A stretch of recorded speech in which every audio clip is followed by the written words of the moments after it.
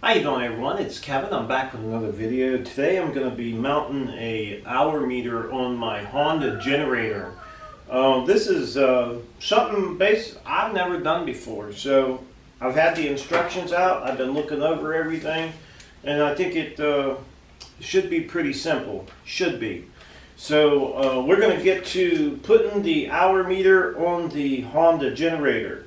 So let me show you what I got to work with, and we'll get her put on there. Now, if any of you guys have been following my videos, you remember me saying I had an hour meter for the Honda generator and the go-kart, the last go-kart build. I wanted to put an hour meter on these guys so we know how many hours we got on it, so we can change our oil for maintenance purposes. And overall, it'll tell us how many hours we have on our machine, which is pretty cool. So I picked up two of these hour meters. I'm not sure if I got them from Amazon or eBay, and I think I paid about $26 for two of them. Somewhere around there. They're not really expensive, and they seem to be pretty simple to install. They do give you a set of instructions, which are a little confusing to me, but I'm not real good at the reading part, but we'll get her figured out, no problem at all. So this hour meter comes with a battery, and they say the battery life on this guy is, I think, 2 years. I think he said 2 years on the battery life. Let me look here. Battery life 2 years. So every 2 years we're going to have to buy a battery or pick up a battery, and the battery has numbers on it, so you'll be able to match the numbers up and pick you up a battery. I will show you this battery, and I'll keep this. This will be for my records too. Hopefully here we can get it to focus.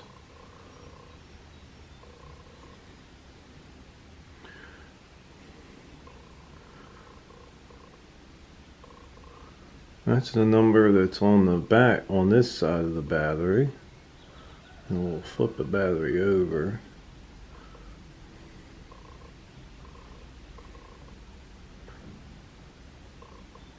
And that's the battery on that side. So if for some reason I lose the battery, I'll be able to come back to this video and find that part of the video, and I'll have my battery, no problem at all. So I guess the first step is installing the battery, and we're going to get you guys up a little closer for this. And it says just to twist this with your screwdriver, pop this off, and put your flat side of your battery up. This will be the flat side. You can see the rim on that one. This will be the positive side. It goes up.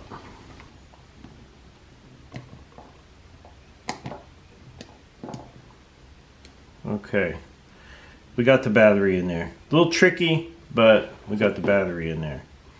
Now what we got to do is we have to get this wire attached to the spark plug wire, and they're asking to do 3.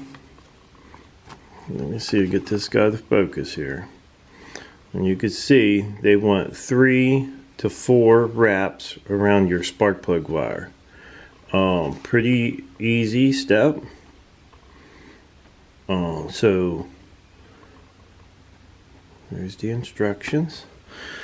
So we're just basically going to take the end of this wire, the end of it, and we're going to wrap about 3 wraps around our spark plug wire. Now this is going to be hard for me to actually video because of where the spark plug wire is on your Honda generator.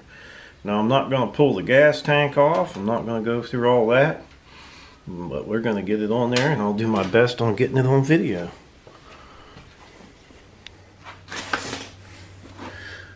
Okay, on our generator, the spark plug wire is mounted right on the top under the gas tank. I'll show you the spark plug wire, and like I said, it's going to be hard for me to videotape, but this is the spark plug right here, and this is the wire that we want to wrap it around. And we're going to do 4 twists. It says 3 to 4, but we're going to at least do 4 twists. So if we can do 4, I think that'll be fine. And in your little box, when you get it, they give you a little zip tie here that you could use to wrap it around there. Now, I'm just going to pull the spark plug wire off just so I can get to it maybe just a little easier. So let me make sure you guys can see okay. Now, I've never put one of these on before. You would think I have, but I never did. And this is new to me. I was kind of wondering if I could have cut some of the slack. There's so much wire in this. I was wondering if we could have cut some of the slack off of it, but I'm not sure whether you're allowed or not. So we're just going to go ahead and put it on here, and then we'll kind of zip tie the rest of it up.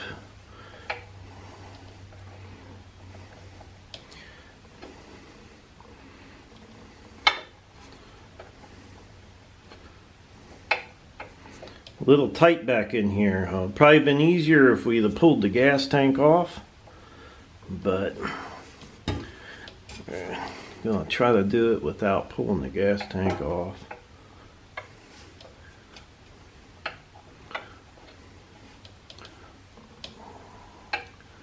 Okay, that's 4 wraps on there. Now I'm gonna tighten these wraps up.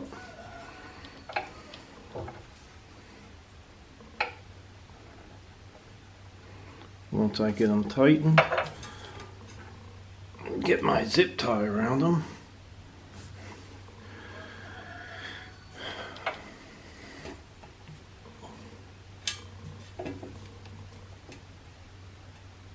Might have to tighten them a little more once you get the zip tie on there. I kind of hold them into place.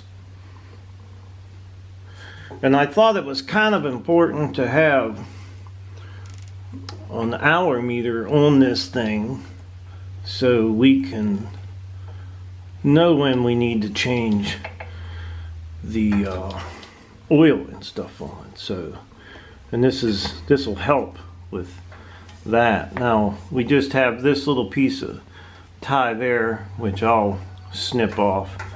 I may have a little much there hanging out, but I don't think it's going to hurt anything. They got, you know, it seems like 6-8 feet of it there. So I'm just going to go ahead and get a set of snippers over here, side cuts, and cut that little piece off and get that hook back up. Now when I first wanted to get an hour meter, I really didn't know. I just thought it was something, because they've told me before, you just wrap it around the spark plug wire and put your little meter on. What I'm doing now is I'm just going to go ahead and connect the spark plug wire back in there. And I thought it was going to be just something pretty simple, and I guess it is. But this hour meter actually will work on 2 strokes, 4 strokes, so it has to be, you have to kind of program it for whatever engine that you have. And I'm mounting my hour meter in the back here. I didn't want to drill any holes in the front, but I do have to drill a couple holes for this guy to mount on. I'll show you where I'm going to be putting it. Get you guys back here where you can see.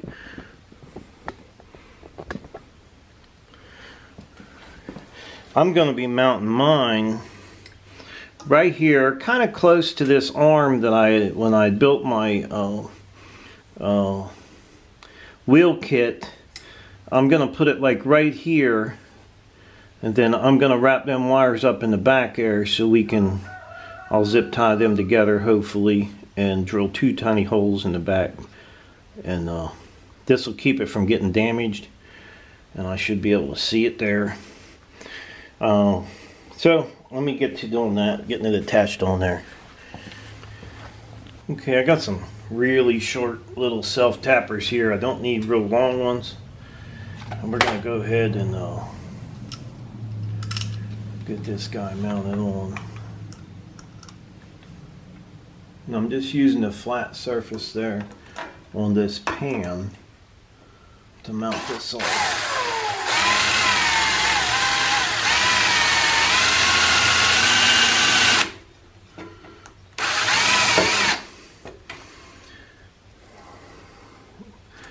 It's going to basically be right below our tag here, the information we may need for buying parts or whatever.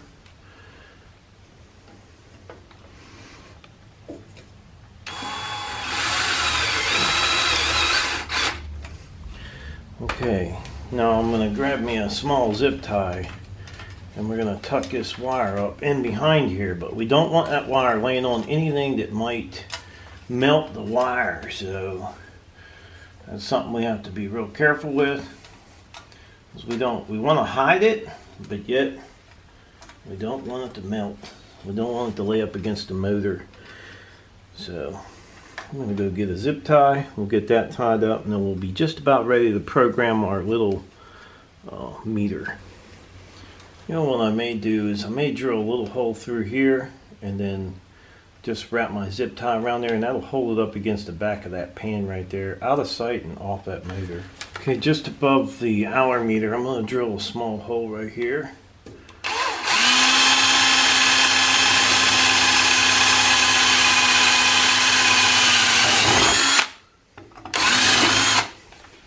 I really don't like drilling holes in this thing, but sometimes we have to do what we have to do.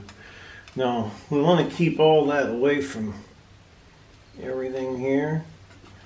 So if we just drilled a little hole right there and put our zip tie, we should be able to hold that wire away from the motor and hold it kind of together.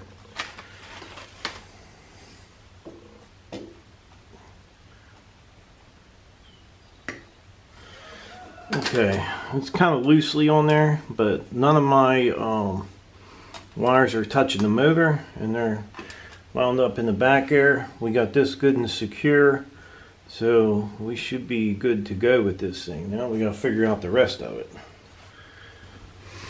Okay, it says after installing the battery completely, press the S1 and S2 button. LCD screen will display 000000999999. So we'll press. Okay, it's got some numbers. It's going through something there. 00, and there was 99. So I think we're okay. We're at 0 now. Okay, that's what we want. Because see, it has for 2-stroke. I don't know if you guys can see this. Okay, this has for 2-stroke, 1 cylinder, 1 stroke per cylinder. It says 1 stroke, 2 cylinder. So that would be like if you had 2 cycle oil in there, but mine's the first one. So it would be, the code would be 1, and that's the one we got it on. This is a little bit confusing for me. Now, to set up maintenance, I don't think I need to set up any maintenance on this. I'm just basically going to go by hours. Now, there is an alarm on this thing. It will go off after so many hours, but for what I'm using this thing for, I'll know when this thing is ready to be, because I'll check this periodically when I'm running the machine to make sure everything's okay. So we're not going to go through the maintenance thing. It looks pretty confusing, but I'm sure you guys could set this up no problem at all. Just go through the instructions and get it set up. So we're on 0 right now. It says the display will go off after a while. So we'll go ahead and start the machine up and see if it'll count down our time. That way we'll know if it's working or not. Now that little guy right now is just showing us the RPMs of the motor. I'm going to go turn the eco off and watch it go up.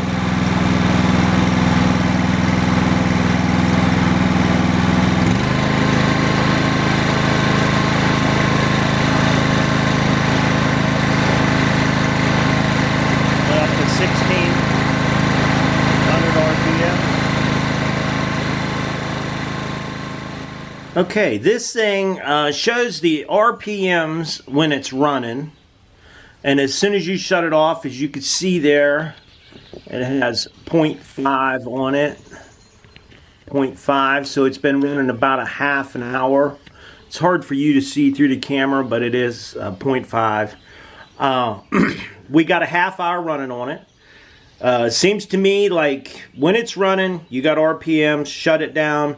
I think you have a couple of minutes, that'll display up there, so that'll give you time to come back and check to make sure you're not over your hour limit. I really didn't want to do an alarm on there because this is not something I'm going to use.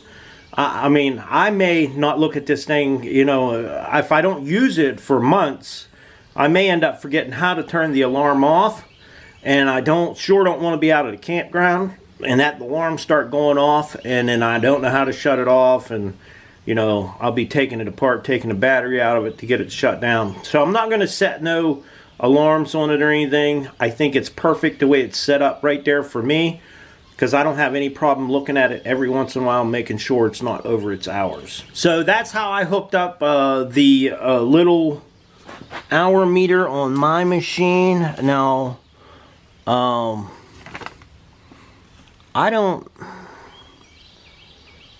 this is just a tack hour meter. It says for snowmobiles, ATVs. It's hard to see that and focus it in. Let me get this thing back a little bit. That's all it is. I don't think it was very expensive at all. I don't even know if it has a brand name. So anyhow, I hope you guys enjoyed the little video. It wasn't that big of a deal to put the hour meter on there. I think anybody could do it. So if you're needing an hour meter for your generator, pick one up off of eBay or Amazon and stick her on there, and make sure you change that oil when it needs changed. So I'd like to tell everybody thanks for watching the video. Don't forget to subscribe, leave me thumbs up, thumbs down, or a comment if you'd like. Don't forget, click the little bell down there on your right so you get them alerts when I post another video. Thanks for watching.